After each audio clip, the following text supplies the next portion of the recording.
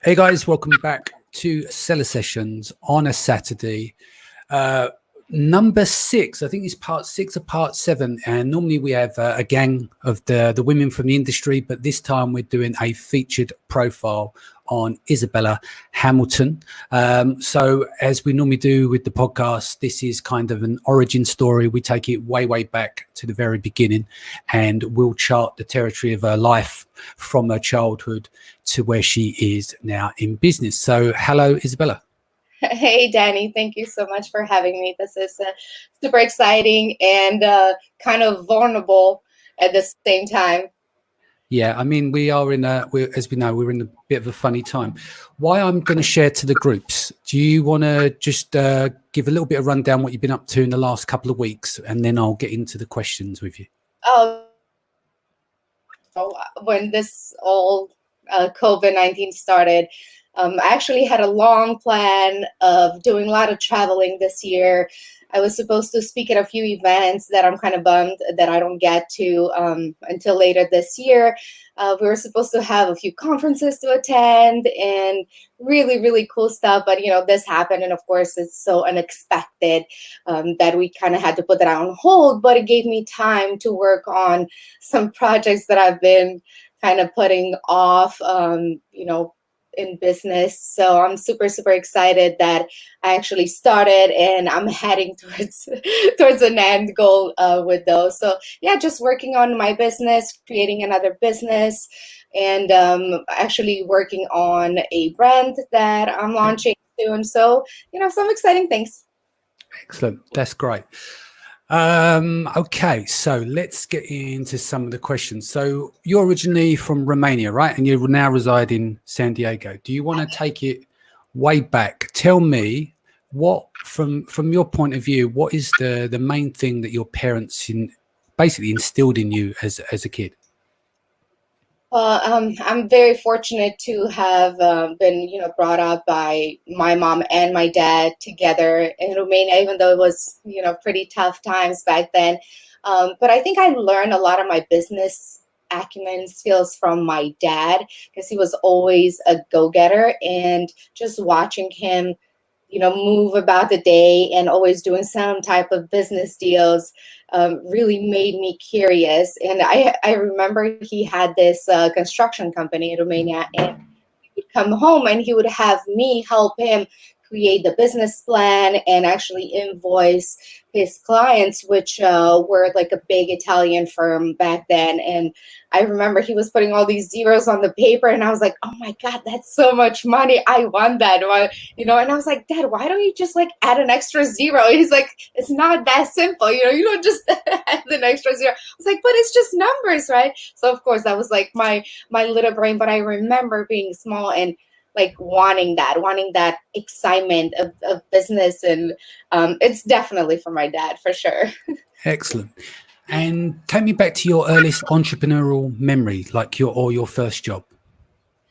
Oh, okay. So this is actually one of the reasons I moved to US. So once I finished high school, I applied to go to college, and it was extremely hard to get into a college that was paid for you. So I guess here in US, it would be like a sponsored scholarship, right? So for that, you really had to be like the best student in school. And it's not that I wasn't, but I also like to skip school a lot. And, I kind of cruised in school, and I was more of like a free spirit, even though like some subjects that I really love, like math, I loved it. I just stayed in all those classes, but there's some that weren't that interesting to me. But anyway, that brought my score a lot lower, and I wasn't able to go to the college that I wanted. And then, because of that, I got to go to this like specialty school, which is like a border agent actually. So I finished that school for this profession, and then actually got a job in my city, which was a big deal because being a custom border agent, it's like a huge deal. Like you get paid really well, but then you get a lot of bonuses and a lot of gifts from your clients because they want you. This is Romania, okay? Like they want you to push, their papers first or this, and they don't say it, but it's kind of like understood. They create these relationships with the agents.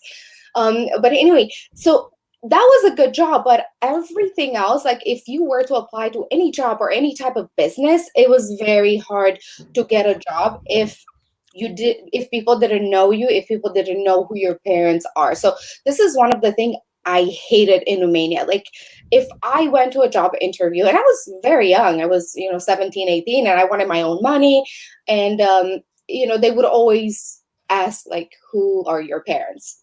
Yep. And I hated that. It's like, why do you care who my parents are? Don't you care about me and how I'm going to perform in this position? And they never cared about that. So that's when I kind of started like really, really wanting to leave Romania and building something for myself where people don't ask me who my parents are, but they would ask me who I am and what I can do and provide for them. So that's how I first started that was like my real first job. But I've always tried to like do little different gigs, but there wasn't many options. Like nobody really had good jobs then, and there wasn't, you didn't have Amazon back then. You didn't, like, internet was just introduced to us, and you really didn't have any options. And I didn't want to stay there and live this mediocre average life. And I'm not saying that those who are back there are doing that right now. It's just, for me, wasn't the right fit. I didn't feel comfortable in that environment, and I've always wanted to grow and become something more.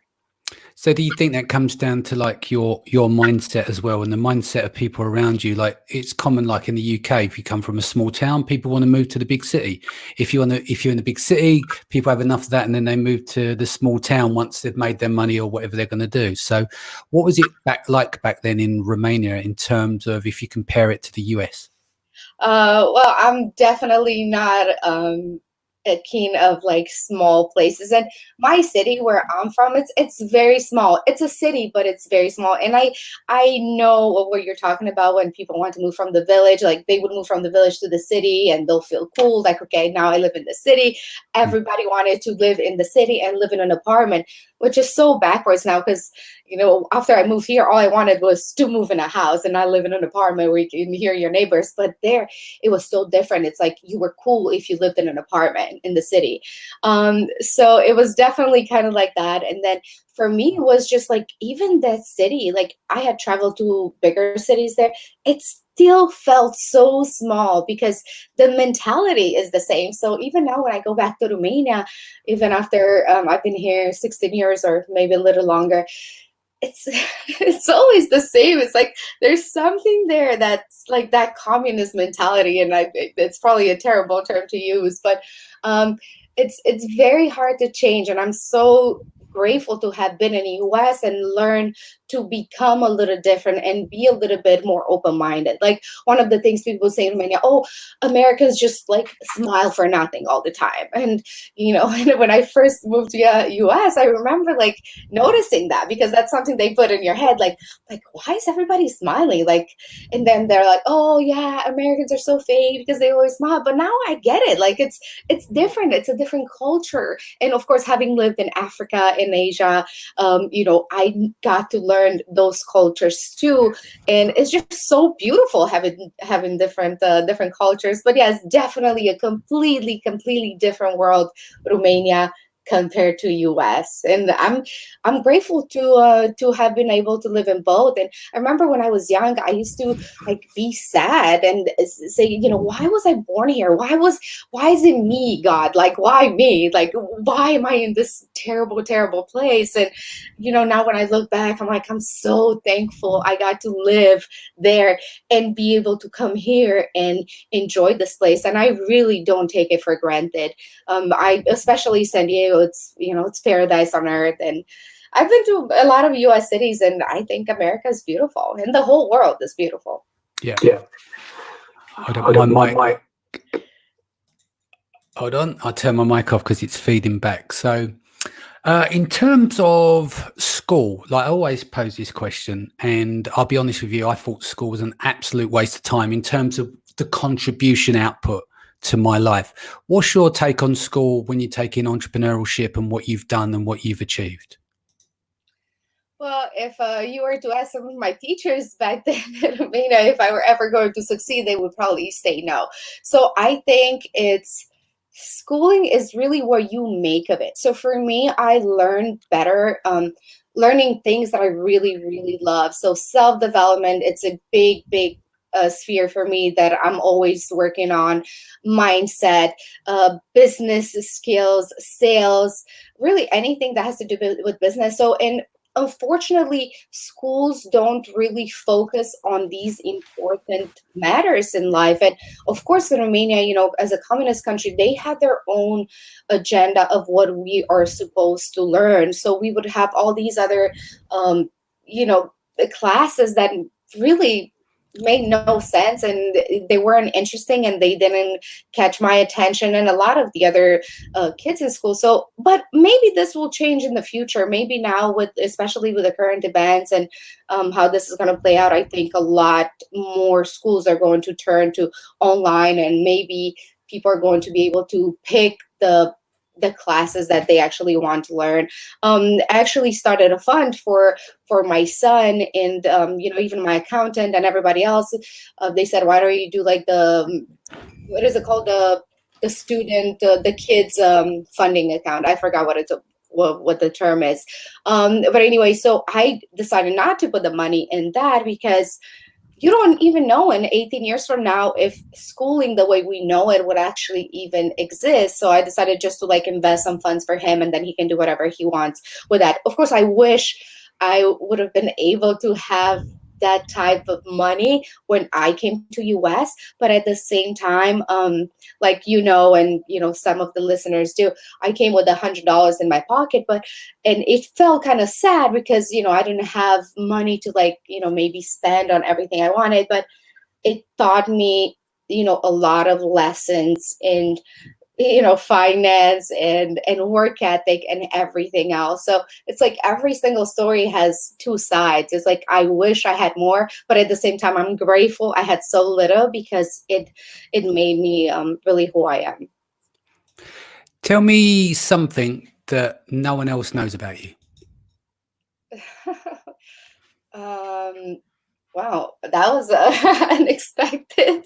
uh, I am always kind of happy. But one thing that I guess a lot of people don't know is that, I do have my down moments. And when they're down, they're really, really down. And I only say this because I know there's a lot of people who, see me and you and Christina and all these other entrepreneurs all the time on Zoom being happy. And, they have this image of us like being super successful. But we're just normal people. Like I have my down days when I cry and I think the world is going to end and how terrible of a life I have. And of course, it's an amazing life. But I guess one thing I want people to know is that, I'm just like a normal girl and I do normal stuff and I go to the gym and I procrastinate a lot and I don't wake up at 5 a.m. and as I wish I did. So I'm just a normal person that does normal stuff and just happen to be blessed enough and lucky enough to be able to be here with you today, Danny.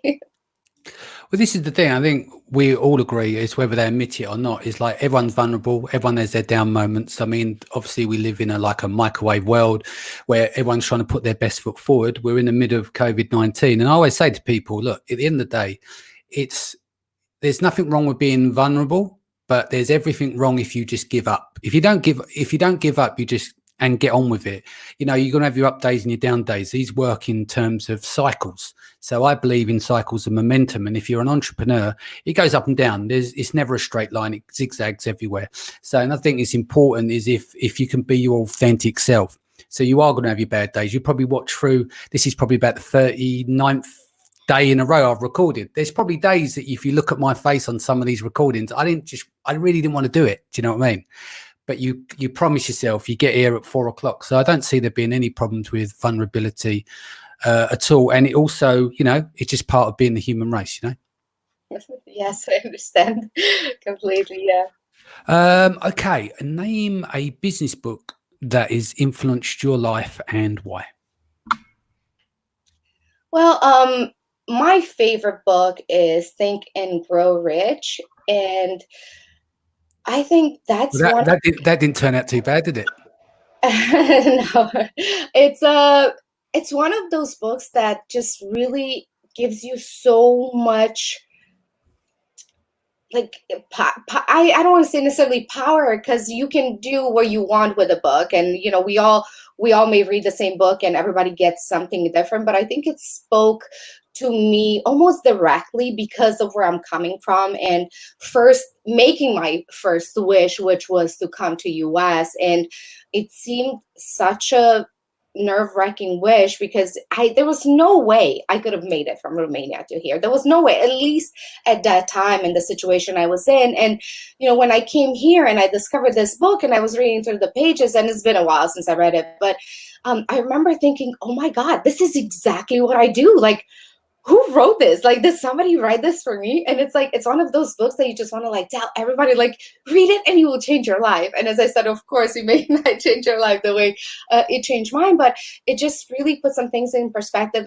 And for me not to think that I'm crazy, because you do have these wishes and then they come true and you're like, oh my God, was that me or was it just luck? So I think once you start discerning between the two, and the more you start believing in what you do, and of course put in the work, you see the fruits of your labor coming alive. And then the more you do it, the more it's like, okay, this is definitely me doing it. So that was one of the books that really like opened my eyes to like the business world. But of course I read The Secret, and there's so many other good books out there that we could make a whole list. You could do a with book it. club.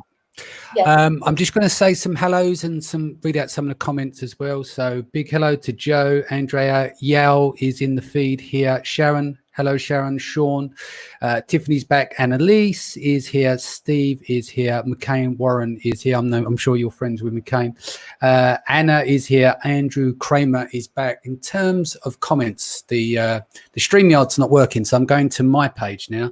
Sharon Evers says, "What a babe." I hope she's referring to you. Sharon, please confirm. Tiffany says, "I'm a self-development junkie too." And she said, "Good morning." And Anna Marie says, "Hi" to the both of us. So going into our next question here. Who's been your biggest influence on your life and why? As I said, I think my dad is definitely one, because I've seen him like struggle throughout like my childhood, but at the same time always coming on top. So even though like you would look at everybody in our neighborhood, let's say everybody knew each other because you live in one apartment, and a lot of people live till the end of their life there, so all your neighbors. And I would see my dad always working a little harder than everybody else. And like for us, Christmas was a big deal. And it was the one time in the year where you got like some new clothes or some sweets or something. And it was that, when I tell you like Christmas was big, it's like we would get bananas and oranges. And I know that sounds crazy because now you can get that anywhere. But for us, living at that time, only having this small like pleasure made a big difference. So I would always see my dad like working hard to provide for us. I have a sister and a brother. I don't think I mentioned that before. And I remember him just working so hard to make sure that we do have a little more and be a little happier. And of course there were years where we didn't really get anything, and it's just what it was. But it was so strange because in my head I thought the whole world was like that. Like I didn't think it was just Romania, and then my dad kind of introduced this idea of America to me, even though he had never been here. We didn't even know anybody that's been here, and I don't even know how he knew about it. I guess I should ask him. But he planted this idea into my mind of coming here, and I really thank him for that. So it sounds like, mute the microphone. It sounds like obviously he played a massive role in nurturing you. Maybe one of his dreams was to go to America, and he's kind of living that for you by inspiring you to go, look, go there, live your life. invested here to support the family. You're still young. While you can go and do it, just go off and go out and see the world. Yeah, and and that has, again, two different sides, because it even though it turned into my dream, so that was definitely his dream, and I don't think he could have ever been able to. So he kind of instilled that in me, and then I came here, but it was like one of my biggest wishes. But then I've always had this, like, almost like a pressure of me having to do these things for my family. And I don't want to sound like in a bad way, but it is kind of a pressure, because I was the oldest one in amongst my siblings, and I was the one that's supposed to come to US and figure it all out, and get a good job and get them all here. They didn't voice this, they didn't say this to me, but I knew, like, I have to come to America and make it. Like, I can't be a loser, and I can't not do well.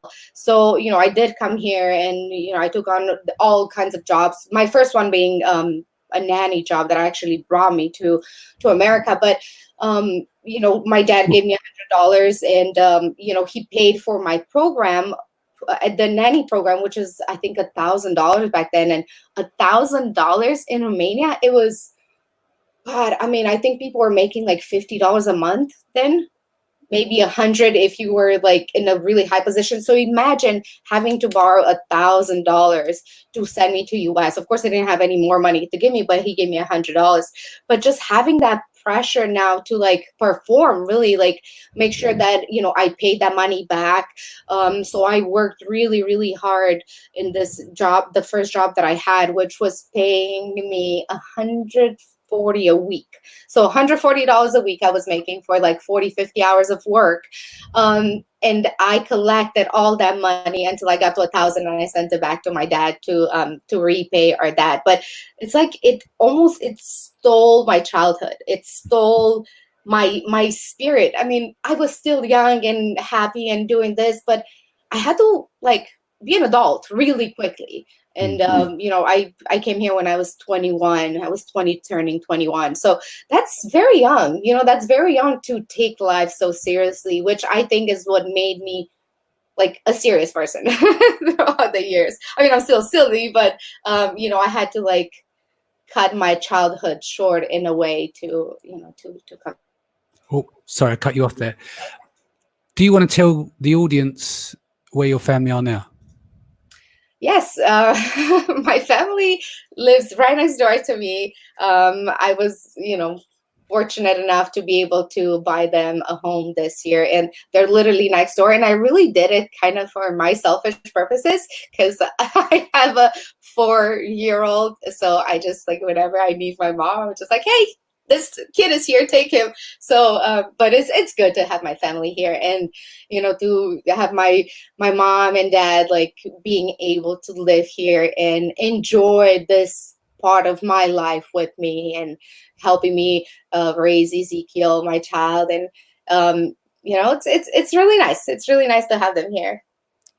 Cool. I'm going to read out some of the comments here. So we've got, yes, Izabela, Sharon Evan, as I was joking about earlier on when she said, what a babe. Rish says, Danny live and ready as always. Yale says, inspiring story. Rish says, Izabela insights, fire emojis. And we also have Joe says, Izabela is a legend. You are the things that make you. This is incredible and inspiring and much needed from Tiffany. Thank you. So, next question.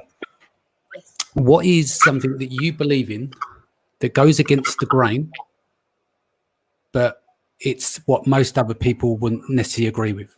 So I'll read it again. What one thing you believe in that goes against the grain for most people? So it's the opposite of their perceptions. Well, I am a big believer that all your dreams can come true. Surprise. Yeah.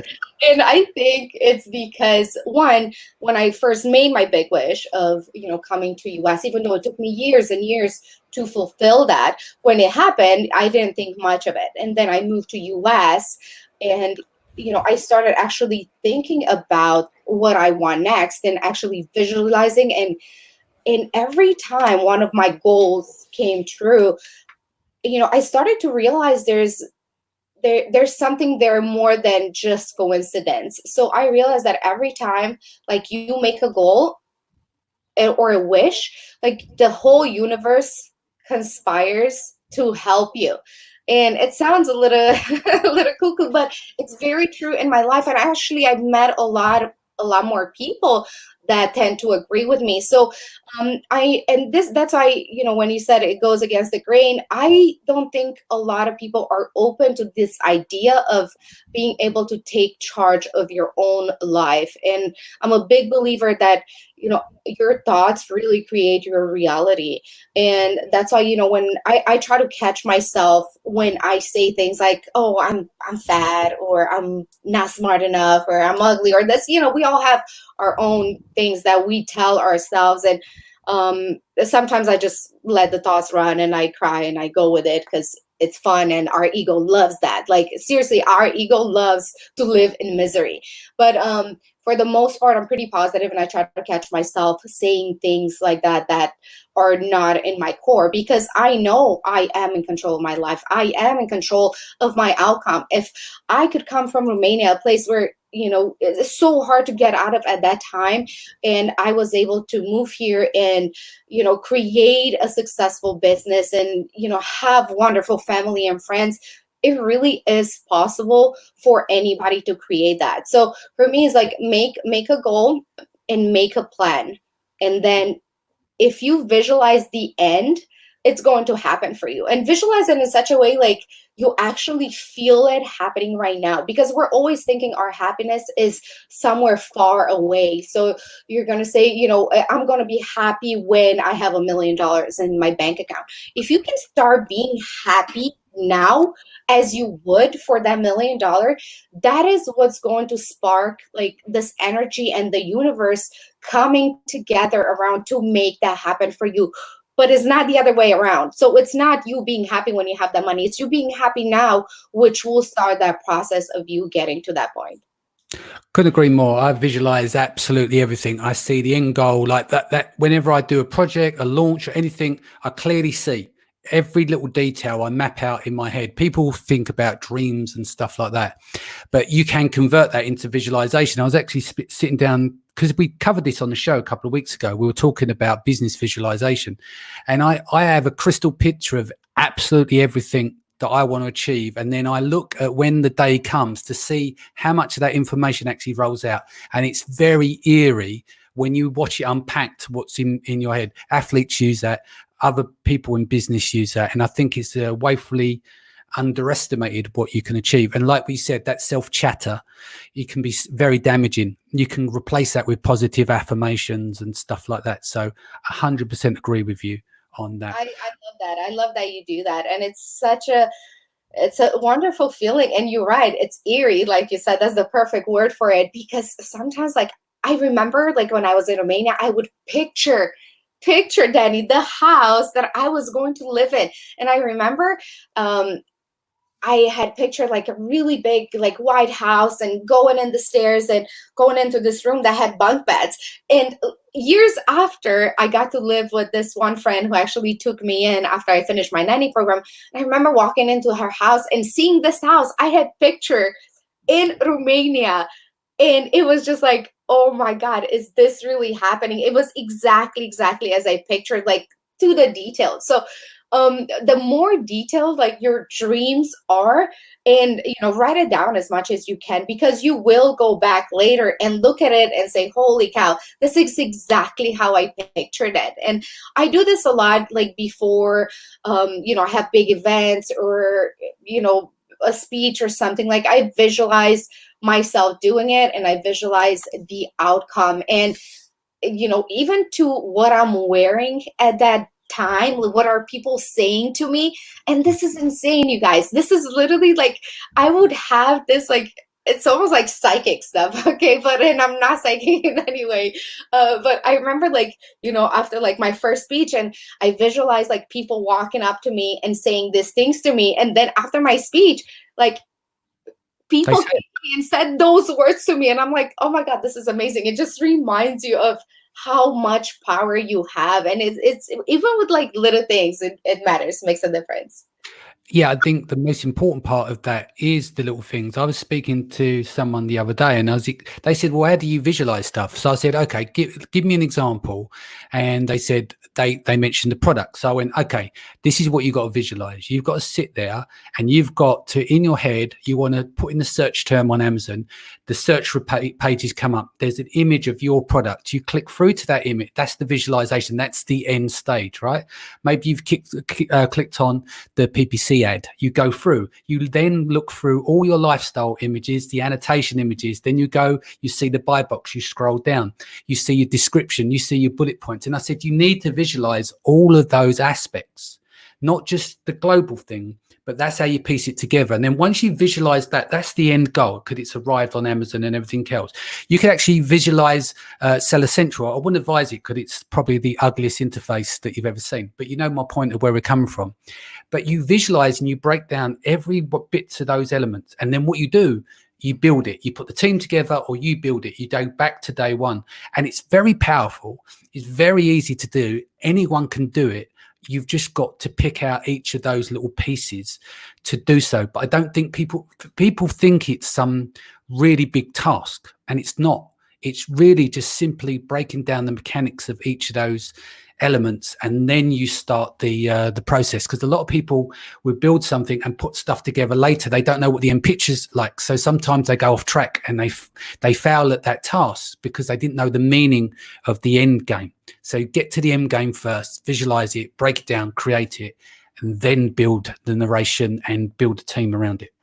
Yep, reverse engineer it. Absolutely. And when you do that, your brain is, it's made to like rationalize everything. So if you make a goal and say, like you said, you see your product live on Amazon, and then you go back with the steps, I have to do this, I have to do this, I have to do this, then your brain can relax. It's like, okay, this is not that hard. Because for a lot of people is the vision is so big. It's like, wow, me like become a 7-figure sellers. They see all these successful people in our space, and like, wow, I could never do that. Like, who am I to become that? But if you make that plan and you say, okay, to become a 7-figure seller, I have to like make $1 million a year or 2 or whatever. And then you break it down. How much do I actually have to sell per month? Out of that, how many actually units? How many this? And then when you break it down into these small like bite size, then you're like, oh, okay, that's not that terrible. And it actually makes you relax and gives your brain like a little bit of relaxation, and you're not like freaking out over the process and what it's going to take you. And that's really what it is, because it's our fears really that stop us, nothing else. Because you're just as capable as all this other big guys, selling, 7, 8, 9 figures. You can do that as well. It's just creating a plan and really cutting it into tiny pieces and go day by day. And like Danny said, if you fail, it's okay. You get up and you move on. Just don't give up, because when you give up, that's when that's final. Yes, that's final. Yeah. Some more comments in the feed. We got Joe says, Izabela, what drives you now? You've sort of made it. I totally relate to everything you're saying right now. Joe also said, Danny, I love your visualization. Also gives one clarity. Then the universe goes to work with you. If you're a good person and you put good stuff into the world, the universe will always come to work for you. So going back to Joe's question here, Izabela, what drives you now? You're sort of made it. I totally relate to everything you're saying right now. So that's a very good question, because if you don't continue having your why once you made it, you're kind of just cruising. And I tend to do that a lot, because in a sense, I did make it. I am able to provide for my family and, take a nice vacation when I want, or, have a purse if I want, the cutest purse that I want. But you have to have a bigger why for you to keep driving, because at one point it's not about the money anymore. Because a lot of people think it's the money. You think, okay, I'm going to make it. I'm going to make, 50,000 a month or 100,000. And then you get to that point and it's like, okay, what now? Like, what are we doing? Yeah. Yeah. I think people confuse the journey, like the thing that makes people happy is progress, having meaning, having a mission, and having progress. Because I think when people say I'm poor and I come from poor beginnings, and you go, I want to win the lottery, they think that solves your problems. Money will solve your money problems. It doesn't fix anything else. You know, you might be able to buy a few more things. That's it. There's no guarantee of making it happy. You've seen people suddenly come into money, don't know how to manage finances. They don't have financial intelligence to do so because they've not been trained. And then they're miserable and they just get rid of the money. This is why you get athletes burn through their cash in 6 years. This is why you get lottery winners burn through their cash in 18 months. And I think ultimately it comes down to the journey. Never suffer through perfection. At the end of the day, you know, progress trumps perfection as well. So you've got to find things, and I think you found your foot in what makes you happy. You know, like you said, you have your down moments, but unless you've got a goal and your mission, then I think it's very difficult to be happy on that process, isn't it? You just got to keep searching. Yeah, and for me at this point is I'd like to inspire as many people as possible to start your journey into, you know, whether it's business or whatever it is that you want. Maybe you want to become a painter or you want to write a book. You always have to have that drive for yourself. So as I said, for me right now, what drives me is, you know, getting myself out there more and show other people that is possible. And you know, I don't want to like keep overusing that, you know, if I could do it, you can too, because I am aware that we're all very different and we all come from different backgrounds. But just to see, because I know a lot of people inspire me too.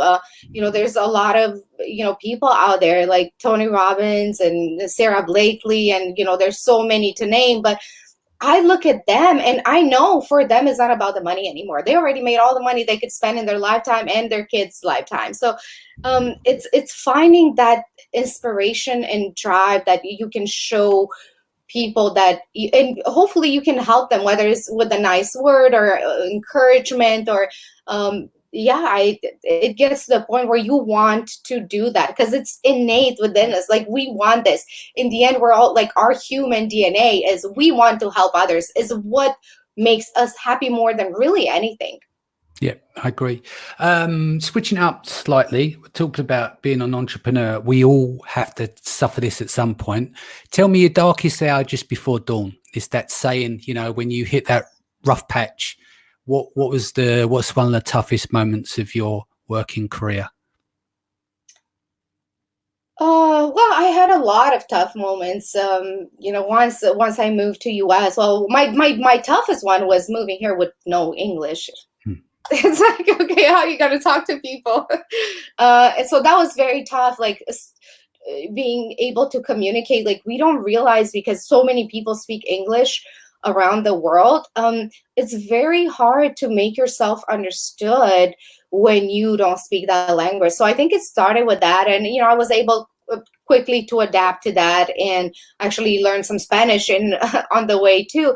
But that was tough. But working in what's really tough for me was working for people that had no drive. Like just when you're in that job and you just see like those people like have no soul in it, and it's like I'm very, very sensitive to energies and moods and all that. So I think for me, just seeing people that have no passion, it almost, because you are who you surround yourself with. So me surrounding sometimes myself with this kind of environment made me have those bad moments, like, oh my God, is this it? Will I ever be able to make it?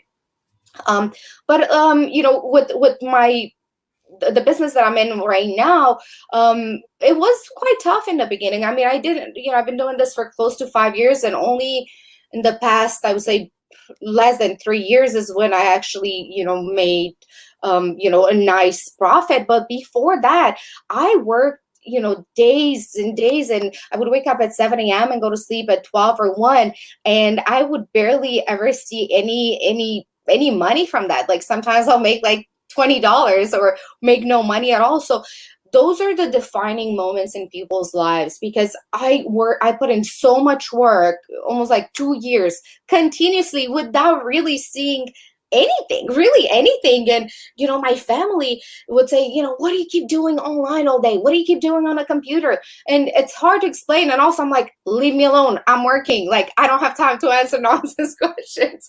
But that was tough, being in a business and not seeing money coming in. And I think that's when a lot of entrepreneurs quit.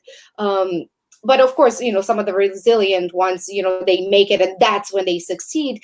But I can see why somebody would want to give up, because it's so hard getting up every single day, working and not knowing that you'll ever make it. I mean, I didn't know I was going to make it. Like, I just kept doing it because of, the results my clients had, and it just made me feel good. And, it's all of this together, but I think that is one of the hardest things in business: working and not seeing a result. And keep being consistent is so important, because one day it will pay off.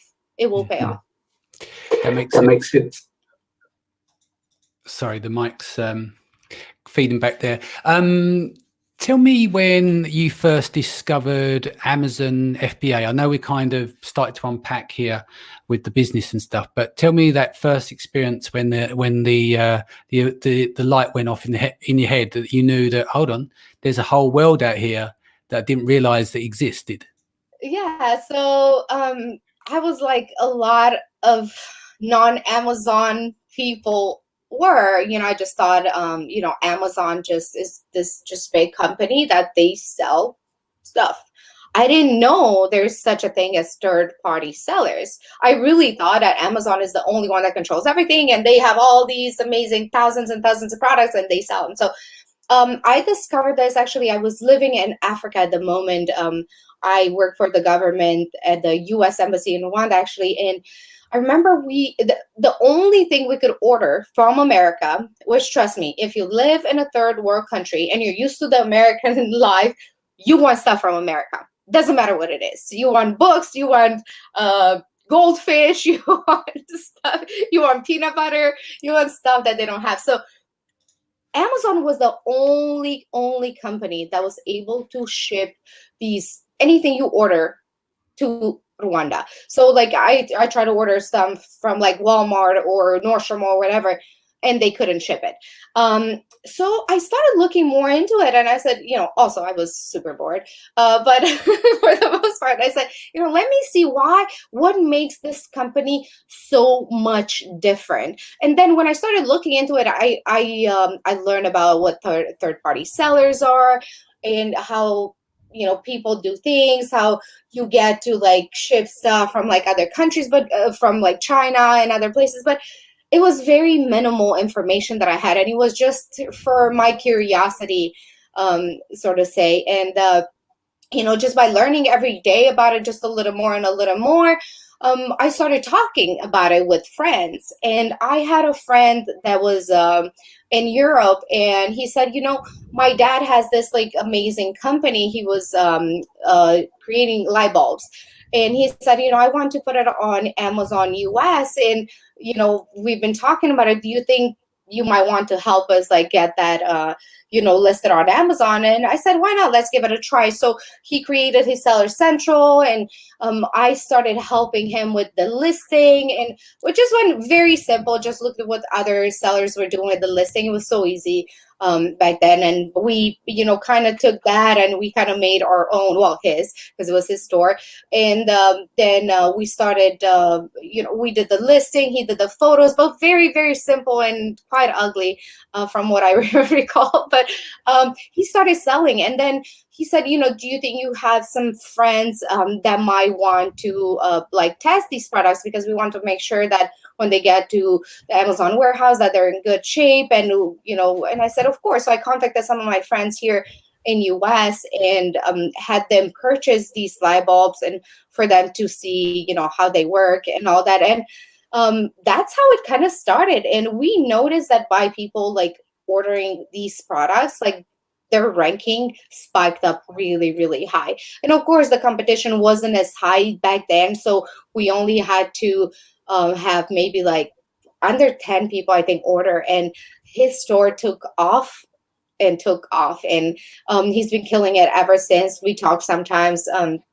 but yeah, so that prompted, he said, well, I have a friend, do you think can help him do that? And then that's really how it started. It literally started with like one person, and then that person recommended me to another, and then another, and then another, and then another. And I think I told you before, I've never actually had to like market Rangwell really anywhere, because we got to the point that all the referrals are coming in, that it keeps us into a steady like business position. But yeah, so Africa was my first encounter with Amazon, and I'm so thankful, because it's like all these moments in your life lead you to this. So for me, when I pictured success back in Romania, I didn't think it was going to be with Amazon, this company that wasn't even like, doing anything at that time. But you see, once you create that vision in your head, like you have at least the basic, like, I want to be something. I want to do something. Like, what is it? What does that mean? Like, I want to help people. When I help people, I want to also profit from helping people. So there's different, even if you have the small rules set up, the universe will work with you to get you there. So for me, I didn't even know I was going to live in Africa. Like, what? Like, why? And then, to be there and learn about this awesome opportunity, and then actually going with it and working all these years almost for free to get to this point. And I know this is not the end for me. No, it's I love Amazon, and it's really great. I know there's other steps to my life to come, but I am really enjoying this moment and where I am right now, and I absolutely love my Amazon family and you and everybody else. We get to see each other at conferences, and it's like a family. But yeah, I could keep going about this all day. So we've kind of covered Africa. Let's chart the Rangwell thing now. Let's talk about from Africa, the discovery, and up to current day. So just walk us through the changes and the development of the business, and you growing and where you are now. Yeah, so when I first started, it was just me, and I was helping that one seller, and then another seller, and then I got to a point where I was, like I said, I was working 12, 14-hour days, and I realized I can't do it on my own. I cannot perform well enough, because when it's just you, it's very hard to really scale. And I didn't know this then. Like, so all these things, all this business, things that people already know that they've been in business, I didn't have that. Just a normal girl, came from Romania, worked here, worked there, worked a little bit for the embassy. I didn't have this necessarily this entrepreneur Bible per se. I didn't know what it means to scale. I didn't know what it means to hire. I didn't know any of it. So I kind of like discovered it myself, which is the hard way to go. Don't do that. Like, there's so many things out there to help you these days. Like, there's books, there's VA agencies, there's all these Facebook groups that we're in that you can ask people questions. I did not have that. So for me, I kept working, and I saw barely any money anyway. So I said, for me to scale, I need to get help. And that's when I heard who my COO is now, Heather. And she's been like a godsend to me. So after, having her on my team and helping me, kind of took some work off of me, where I was able to expend more and, feel more relaxed, so I can give more quality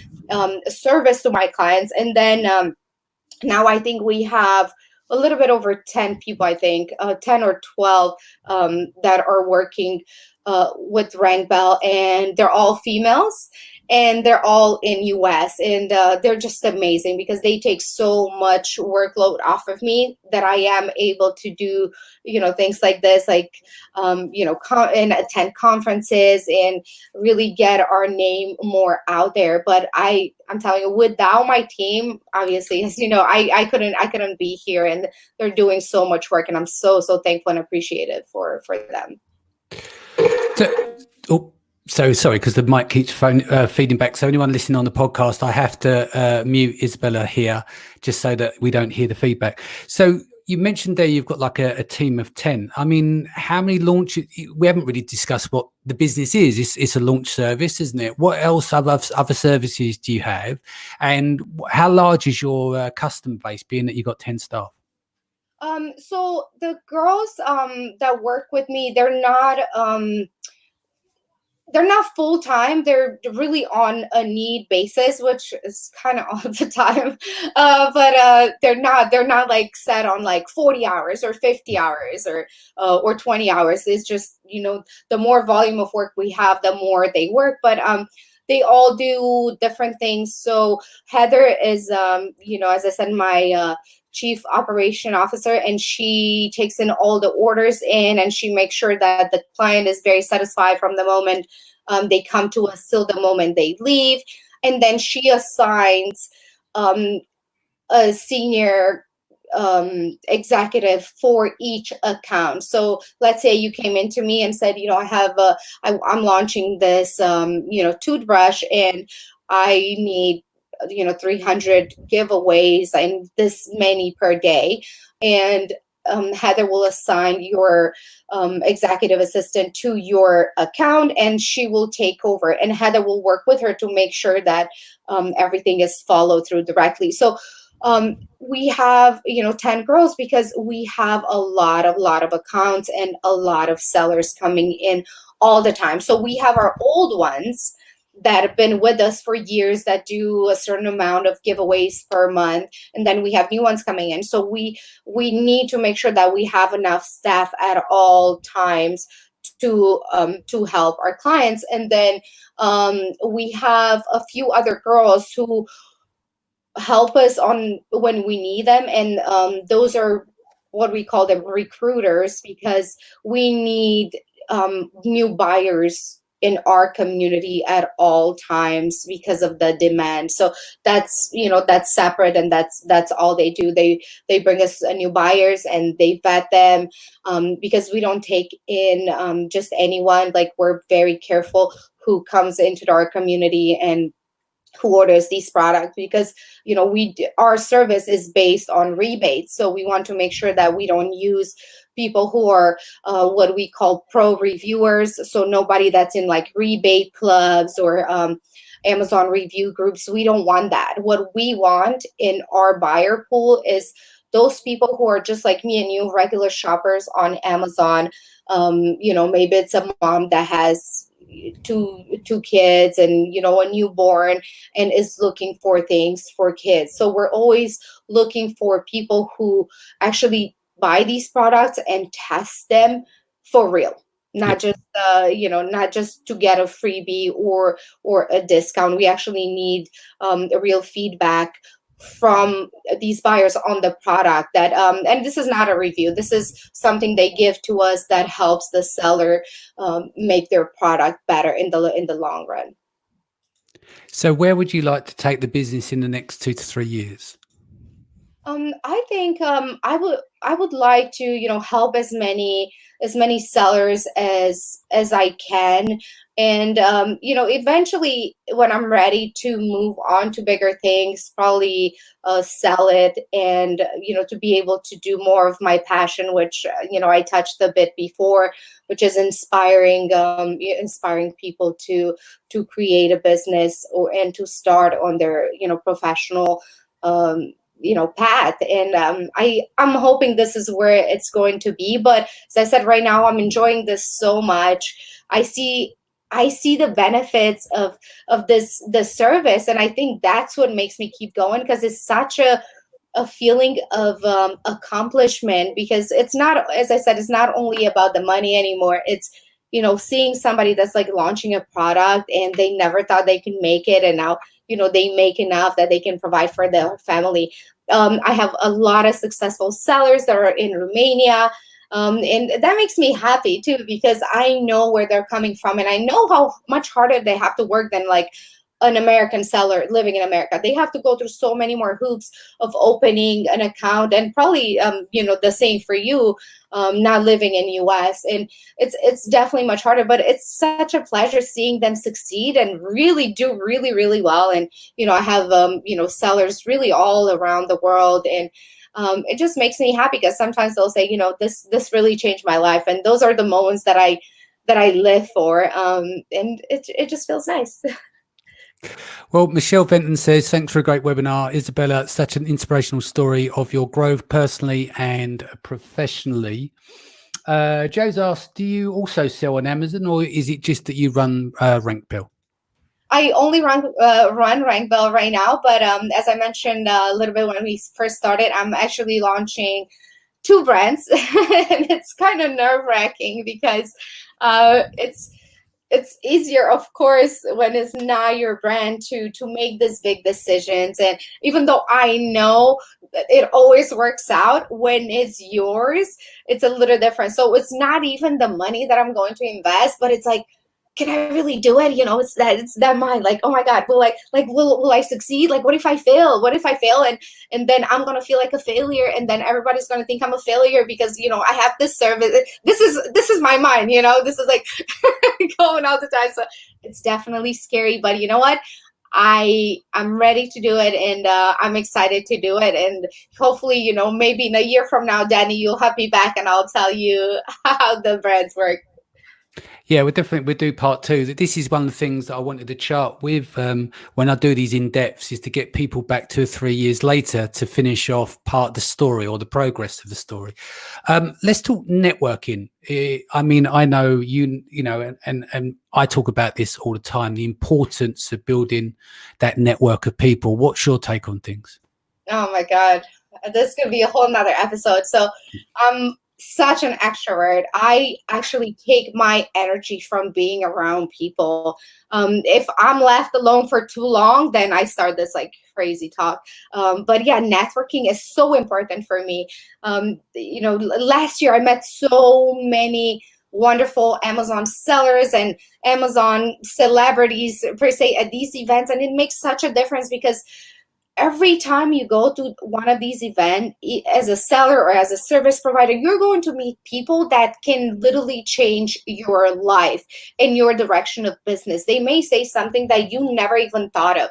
And of course, at conferences, they have this wonderful speakers all the time. And I get so much inspiration from just their talks, but really just talking to people and meeting people and not being afraid to talk to people.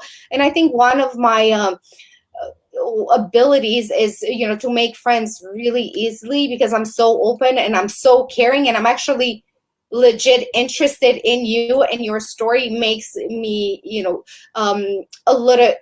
I can make friends easier than a lot of people. So my suggestion is for those that have never attended events, to just go out there and really talk to people. Like if you see somebody like making eye contact or something, just walk over. And of course, it's always scary. Just like when you start a business, it's always scary.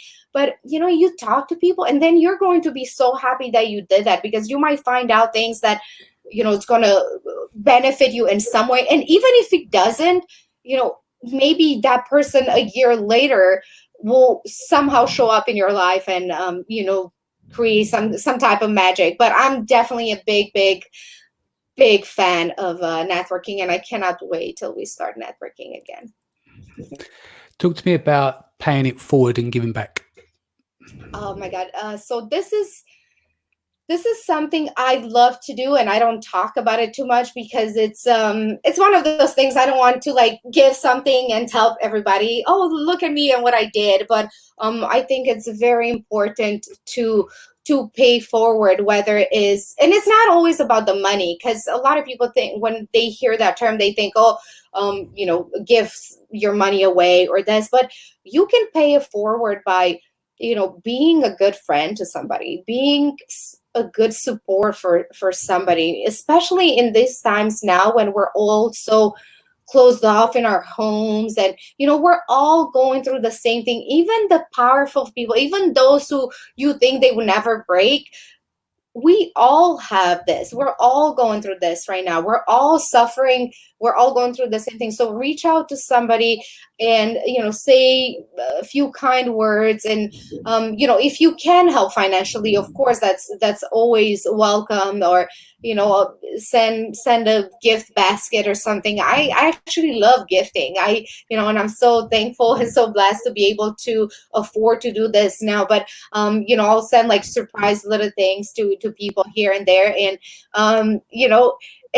it makes me happy. And again, it's almost selfish to say, because when you do all these good things, it's like, okay, you send something to somebody and they're very happy, but they got it. But what they don't know is like, that makes me even happier. It makes me happy that you're super happy. So, pay it forward. And, however you can, like if you learn something, even how to create a seller central, and somebody else doesn't know how to do that, if you teach them how to do that, you may have changed that person's life forever, because they may, go on and, sell their business for 8 figures. So never think that what you do is insignificant, because even the smallest thing, even a smile on your face it can change somebody's life. So that's paying it forward.